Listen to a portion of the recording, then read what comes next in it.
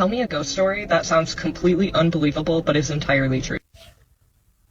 I think this is a good little story. I can finally tell it to the internet. So, I lived in a haunted house for a little over 10 years, I think. I have terrible memory. But, when I was about 10 or 11, my family moved to a nice house in South Georgia in an unincorporated town, which means it's the middle of nowhere.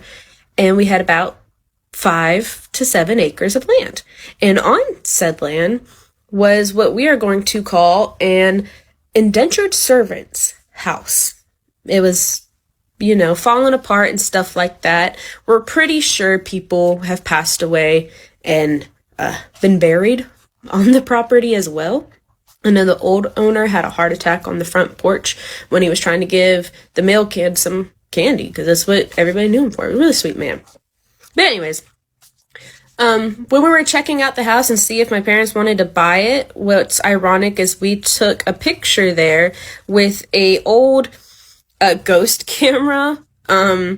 It puts fake ghosts in the pictures once you get them developed. And like I said, that's very, very ironic. But anyways, to the story. So the first incident was I was laying down on the couch in one of our living rooms, because we had like a sitting room and a living room, old house, really strange. And I'm hearing somebody walk around in our attic. And our attic is like basically an unfinished upstairs, and it only locks from the outside. As if you're walking up the stairs and you're facing the door, it only locks from the outside. If you are inside the attic, you can't lock yourself in there or anything like that. If you try to close the door, it's going to kind of swing back open. And on the outside, where the locks are, there was about 7 or 6 different locks going up the door, which was very strange. But I digress. I'm laying on a couch talking to my friend, and I'm hearing someone walk around up there.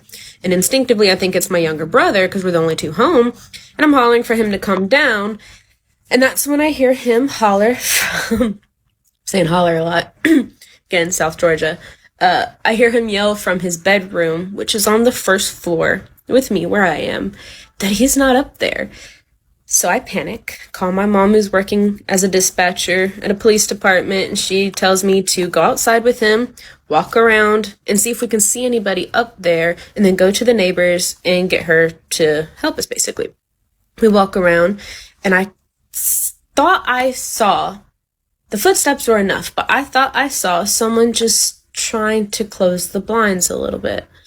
So we go over to the neighbor, she comes back over, and my dad's actually pulling up. I guess my mom called him at the time we're walking back over, and he has his service firearm with him, and he goes up the stairs to the attic, where all the locks are locked, meaning if somebody is in there, they should be locked in. The windows are painted shut, so there's no really prying them open, and we would have noticed if that would have happened. Nobody was in there at all. Nothing moved. No sign of anybody at all. So then, let's see what's the next one that was encountered.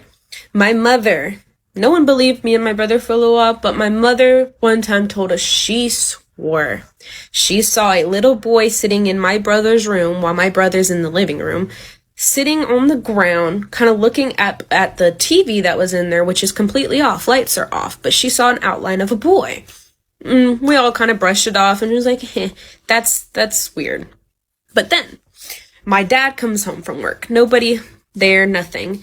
And we have a set of glass French doors. And through those French doors is that living room I was sitting in when I heard the footsteps. And in that same living room is the stairs that lead up to the unfinished second-story attic. So French doors are closed, so he's looking through glass, and he sees a full-body apparition, basically. He said he saw a man walking up those stairs and turning the corner to go into the attic. So he grabs his gun, has it drawn and everything, and he busts through, goes up, door's locked. Nobody could have gone in. You can't lock the doors behind you like that. So, yeah, really scary. Then we have another incident with my mother. So after that one with my dad, my mom was walking past my brother's room where she saw the first apparition, and she almost pees herself because as she's walking by the doorway, standing in the doorway, is the shadow of a man just standing there. And she walks past it, basically screams and steps back, and there's nothing there at all. And then the last one that really holds any fear is when I came home from college. So this is years after the first incident. After I came home from college, everything's basically quieted around. We've made it a running joke in the family. Like, hey, if they're here and they're not bothering us, we don't bother them. We don't acknowledge them, you know? We just coexist. And everything was quiet for a while. Except the fact that my brother got my old room. And, excuse me, because of my dad's sleep apnea, he's got my brother's room. Because he has a machine and stuff now.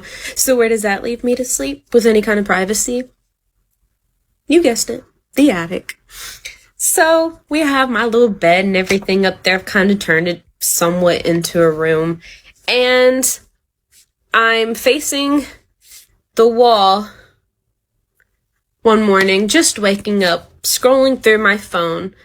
And I thought I hear my dad walk up behind me, coming to wake me up, get me out of bed or whatever. So I wake up, smile on my face, and there's nobody there. It sounded like work boots stepping across the wood floor, and almost everything kind of echoes throughout the attic because it's unfinished, and it's like insulin and wood everywhere. And there was nobody there. My parents have since moved out of Georgia. I have since moved out of Georgia, and my brother has since moved out of Georgia. We're gonna keep it that way.